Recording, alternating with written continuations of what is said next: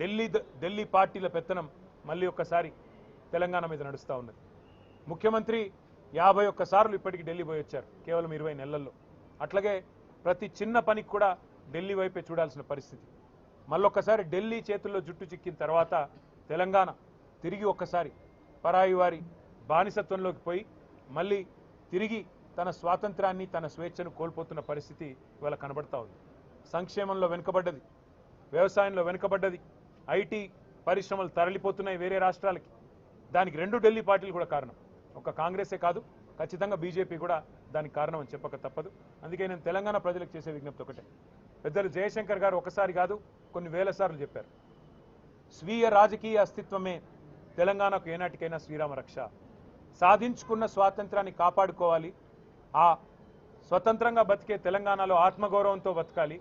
ఆత్మగౌరవంతోనే కాదు పేదలు ఆర్థిక స్వావలంబన సాధించాలి అంటే ఖచ్చితంగా స్వీయ రాజకీయ అస్తిత్వ శక్తి అయిన బీఆర్ఎస్, దాని నాయకుడు కేసీఆర్ గారి నాయకత్వమే మన రాష్ట్రానికి శ్రీరామ రక్ష అనే మాటను మీ అందరికీ కూడా గుర్తు